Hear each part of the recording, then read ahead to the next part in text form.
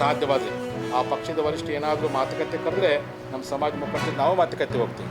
ನೀವು ವರಿಷ್ಠ ಆಗಿರ್ತಕ್ಕಂಥವ್ರು ನಿಮ್ಮ ಪಕ್ಷದಲ್ಲಿರ್ತಕ್ಕಂಥ ಅಸಮಾಧಾನಗಳನ್ನು ಬಗೆಹರಿಸೋ ಪ್ರಯತ್ನ ಮಾಡಬೇಕಾಗಿತ್ತು. ಪಕ್ಷ ವಿರೋಧ ಚಟುವಟಿಕೆ ಮಾಡುವಂಥರು ಅನೇಕರಿದ್ದಾರೆ. ಅಡ್ಜಸ್ಟ್ಮೆಂಟ್ ರಾಜಕಾರಣ ಅಂತ ಏನು ಕರಿತಂತ ಅನೇಕ ನಿಮ್ಮ ಪಕ್ಷದಾಗಿದ್ದಾರೆ. ನಾನು ಪಕ್ಷ ರಾಜಕಾರಣ ಬಗ್ಗೆ ಮಾತಾಡ್ತಿಲ್ಲ.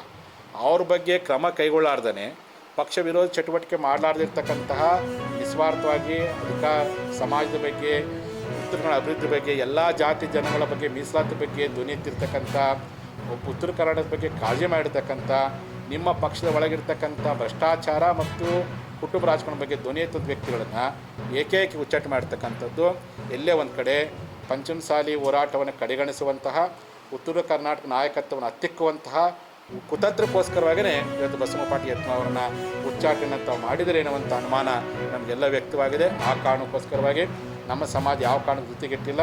ಇಂಥ ಅನೇಕ ಸವಾಲುಗಳನ್ನು ನಾವು ಗಟ್ಟಿಯಾಗಿ ಎದುರಿಸಿದ್ದೇವೆ. ಕಳೆದ 4 ವರ್ಷಗಳ ಮೀಸಲಾತಿ ಹೋರಾಟದಲ್ಲಿ ಅನೇಕ ಬಾರಿ ಬಸವನಗೌಡರಿಗೆ ಉಚ್ಚಾಟನೆ ಮಾಡಲಿಕ್ಕೆ ಪತ್ರ ಕೊಟ್ಟರು. ನಾವು ಯಾರು ಜೊತೆಗೆಟ್ಟಿಲ್ಲ. ಆದರೆ ಮತ್ತೆ ಪಕ್ಷದ ಹೈಕಮಾಂಡು ಈ ಜನಾಂಗದ ಶಕ್ತಿ ನೋಡಿಕೊಂಡು ಅವರಿಗೆ ಗೌರವಿಸಿದೆ.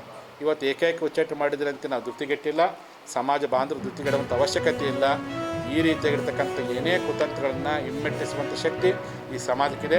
ಹಾಗಾಗಿ ಸನ್ಮಾನ್ಯ ಪ್ರಧಾನಮಂತ್ರಿಗಳು, ಸನ್ಮಾನ್ಯ ಗೃಹ ಸಚಿವರು, ಸನ್ಮಾನ್ಯ ಭಾರತೀಯ ಜನತಾ ಪಕ್ಷದ ನಡ್ಡಾ ಅವರು ಕೂಡಲೇ ಮಧ್ಯಸ್ಥಿ ವಹಿಸಿಕೊಂಡು ಏನೋ ಶಿಸ್ತು ಪಾಲನಾ ಸಮಿತಿಯನ್ನು ಮಾಡಿರ್ತಕ್ಕಂಥ ಆದೇಶವನ್ನು ಅದನ್ನು ವಾಪಸ್ ಪಡ್ಕೊಂಡು ನಮ್ಮ ಸಮಾಜಕ್ಕೆ ಹೋರಾಟ ಮಾಡೋದು. ಆದರೆ ಬಸವನಗೌಡರು ಅಧಿಕಾರ ಇದ್ದಾಗೂ ಪ್ರಾಮಾಣಿಕ ಹೋರಾಟ ಮಾಡಿದ್ದಾರೆ, ಅಧಿಕಾರ ಇಲ್ಲದಾಗ ಪ್ರಾಮಾಣಿಕ ಹೋರಾಟ ಮಾಡಿದ್ದಾರೆ. ಅವ್ರನ್ನ ಕೇವಲ ಒಂದು ಪಕ್ಷದ ನಾಯಕರಂತ ನೋಡ್ತಾ ಇಲ್ಲ.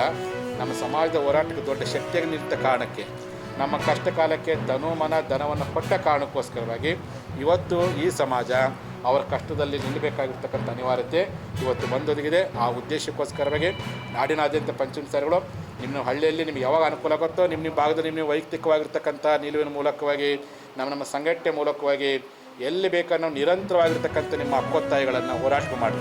ಆದರೆ ನೀವೆಲ್ಲರೂ ಸಹ 10ನೇ ತಾರೀಕೊಳಗೆ ಅವ್ರು ಏನಾದರೂ BJP ವರಿಷ್ಠರು ಆದೇಶ ಪತ್ರವನ್ನು ಉಚ್ಚಾಟನೆ ಆದೇಶವನ್ನು ವಾಪಸ್ ಪಡ್ಕೊಳ್ದೆ ಹೋದರೆ 13ನೇ ತಾರೀಕು ಲಿಂಗಾಯತ ಪಂಚಮಸಾಲಿಗಳ ಈ ನಾಡಿನ ಎಲ್ಲ ಹಿಂದೂ ಪರ ಸಂಘಟನೆಗಳ ಬಸವಗೌಡ ಪಾಟೀಲ್ ಯತ್ನಾಳ್ ಅವರೆಲ್ಲ ಅಭಿಮಾನಿಗಳ ನಡೆಗೆ ಅದು ಬೆಳಗಾವಿ ಕಡೆಗೆ ಎನ್ನುವಂಥ ಘೋಷವಾಕ್ಯದೊಡೆಯಲ್ಲಿ ಉಗ್ರವಾಗಿರ್ತಕ್ಕಂಥ ಪ್ರತಿಭಟನೆ ಮಾಡಲಿಕ್ಕೆ ನೀವೆಲ್ಲರೂ ಸಹ ಬರಬೇಕು ಎನ್ನುವಂಥ ಮಾತನ್ನು ಈ ಸಂದರ್ಭದಲ್ಲಿ ಹೇಳಿಕ್ಕೆ ಇಚ್ಛೆಪಡ್ತೀನಿ.